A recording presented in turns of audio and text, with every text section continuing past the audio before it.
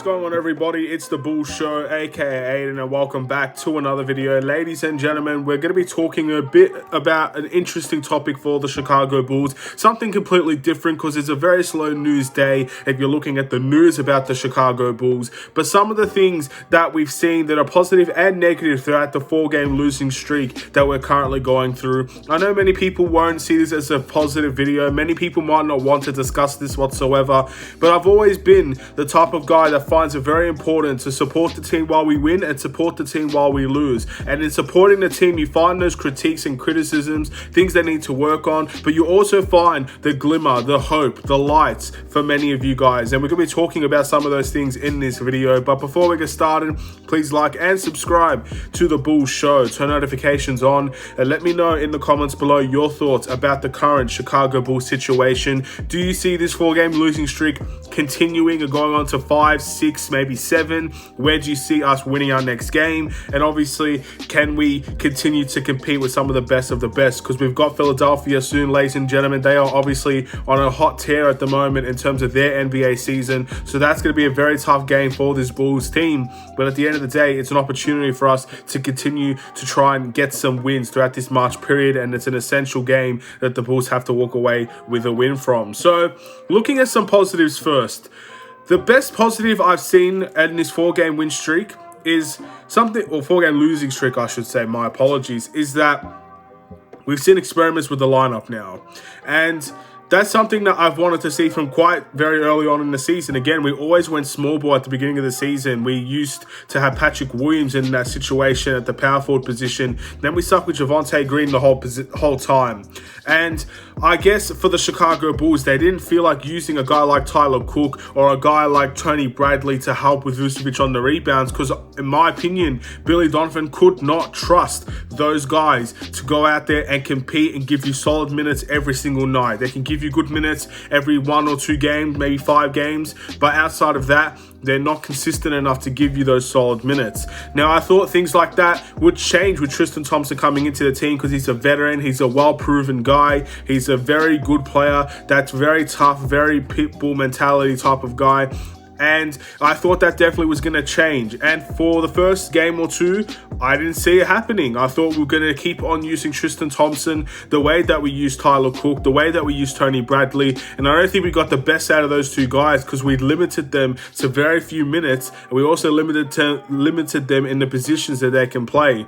Now, I'm mainly talking about Tyler Cook here. I think Tony Bradley he's a 7-footer. I don't necessarily want to see him playing power forward. But you know what I mean? Just bigger bodies to help with the rebounding and stuff of that nature. But we finally saw in the last 2 games that the Bulls are willing to make that commitment and trying to switch up the rotation every now and then. Tristan Thompson is a natural power forward. He's played power forward most of his career. He can play the center position. It almost looks like he could do both simultaneously.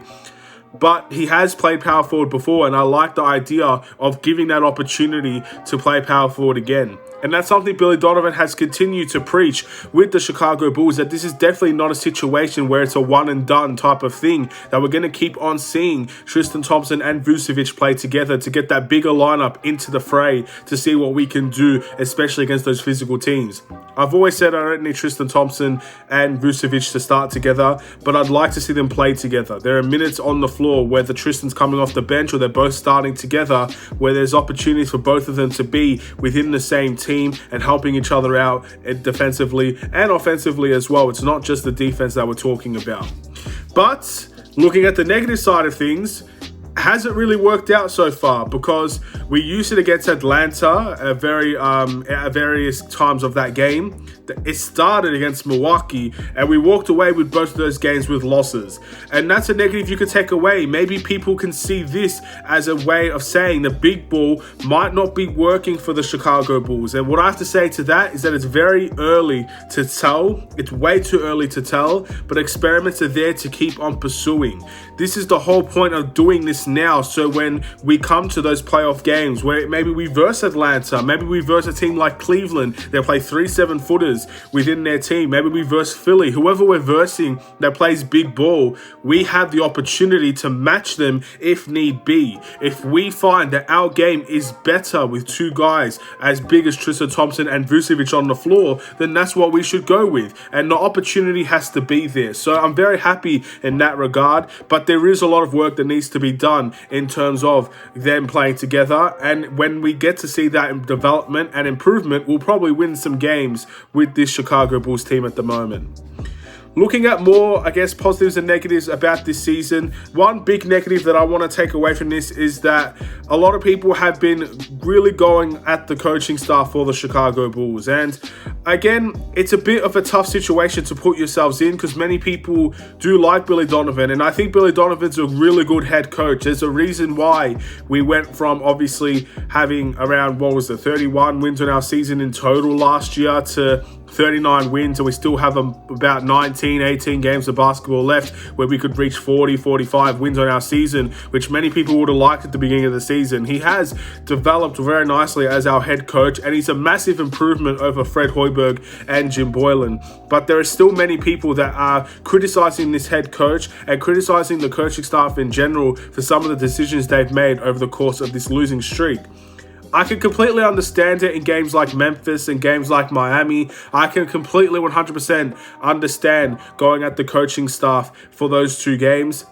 But in my opinion, it's one of those situations where we need to see this team fully healthy in order to give our coaching staff full accountability. Because if we still have Lonzo Ball, Alex Caruso, Patrick Williams in the team with everybody else healthy and ready to play, and we're still losing these games, we're still making poor decisions, we're still not being properly coached within the system, within our own team, then the coaching staff could get very much more criticized than what they currently are. And I think it would be very much warranted. But in terms of what's going on right now, I think the coaching staff can improve, of course. I think everybody on this team can improve, but the coaching staff definitely has a little bit of ways to go until it's perfected. You look at teams like Eric Spoelstra, you look at teams like the Warriors and Steve Kerr.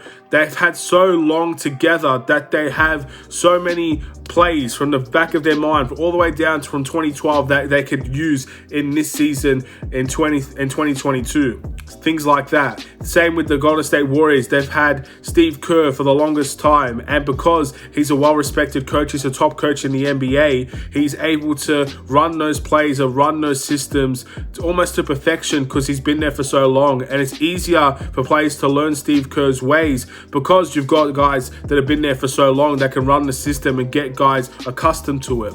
So the Chicago Bulls unfortunately don't have that. This team is very much new together. It's gelled very quickly, but it's not been healthy. These are the type of things I'm trying to say when it comes to the coaching staff. So in order for it to get fully criticized, and in my opinion, for me to change my mind about the coaching staff not being right for the job, I need to see this team fully healthy, and I need to see more time given to this coaching staff. So next season and the season after that, if it does come to that, we'll wait and see what this coaching staff can do. But that's definitely something that I'm not really going to focus too much into. But in this 4-game stretch, especially against Memphis, they were heavily criticized, and I think they rightfully deserved to be heavily criticized.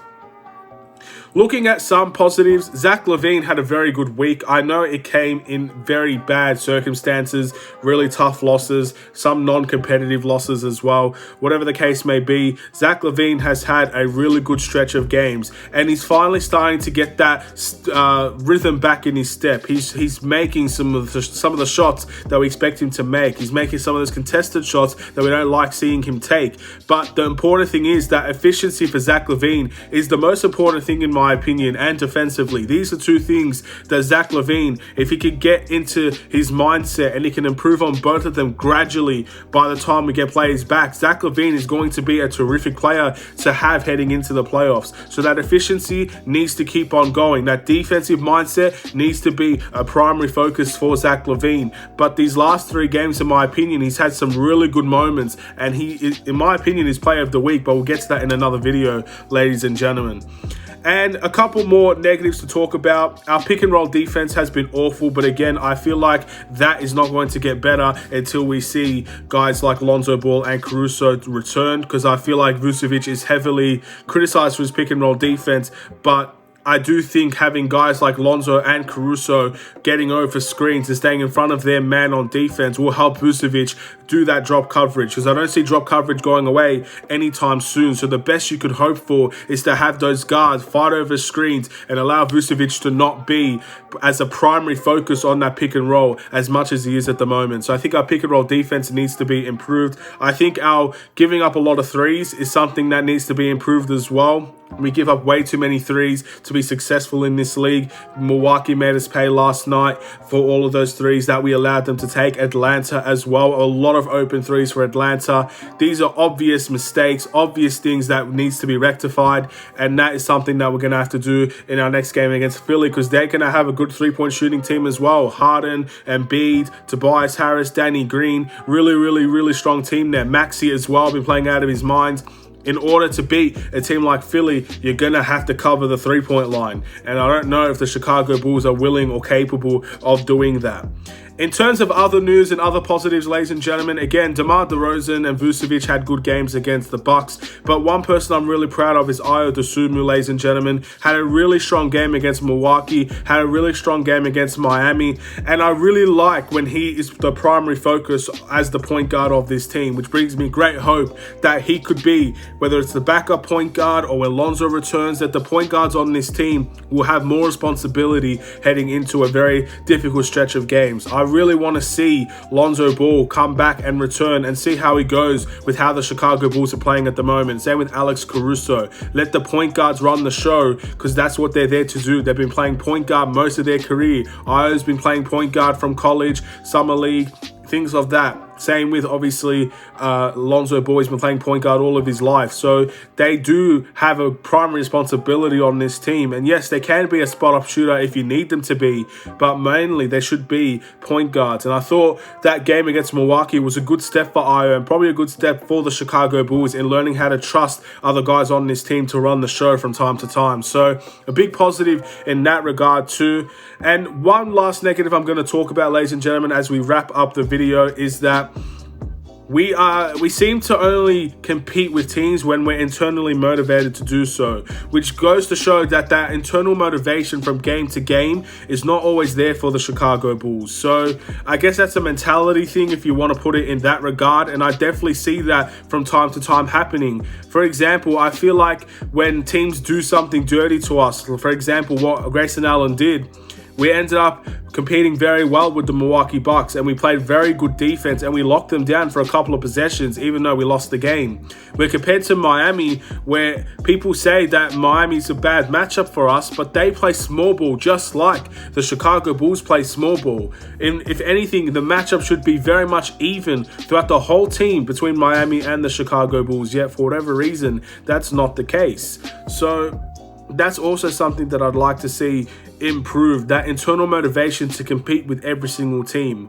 What's the difference between competing with Miami Heat and competing with the Milwaukee Bucks? Of course, they're different teams and they provide different challenges, but every single team will have that. So we need to find ways to find that motivation every single game, not picking and choosing, not choosing, I want to compete today because Milwaukee, there's a point to prove there, but I don't want to compete against Miami because they've done nothing to us. They're a good team. They're not a dirty team, whatever the case may be with what Miami, same with Memphis, the Suns, things of that nature. We can't pick and choose when we want to compete. We should be competing every single night. And in this 4-game stretch, again, we've lost to Atlanta. We competed against them, but they're a team that we should be beating. Miami, we didn't compete with. Memphis, we were down by 17. And yes, we did come back, but that's something that should never happen. And of course, the Milwaukee Bucks, we competed as well. So those are 4 games there, ladies and gentlemen, that we've competed in some of them, and some of them we've been disappointing. So internal motivation, sticking close with teams and being as strong as we can be. And that's what I've seen so far, ladies and gentlemen. I'm sure there are more. DeMar DeRozan has been scoring 30 this week, so I guess you could put that in conversation. Nikola Vucevic had a strong game against the Bucks. Was he really strong everywhere else in other games? Some games yes, some games no. Kobe White, has he been great this week? Some say yes, some say no. Whatever the case may be, these are the main things I saw this week out of the Chicago Bulls, and we're going to be continuing to analyze the situation because guys will be coming back soon, but until those guys come back, we have to keep assessing what the Chicago Bulls are doing wrong and what they're doing right. And that's what the coaching staff should also be doing. We have a long time, a few days until our next game against Philadelphia, where we have to assess and analyze what's going right and what's going wrong so we can rectify some mistakes and enhance our strengths. This is what the Chicago Bulls should be doing. We'll make a Bulls Weekly tomorrow, ladies and gentlemen, but thank you for watching this episode of the Chicago Bulls. Whatever that you want to call this video, please like and subscribe if you're new. I'll see you in another Chicago Bulls video. Stay safe, stay healthy, stay tuned for more. Take care.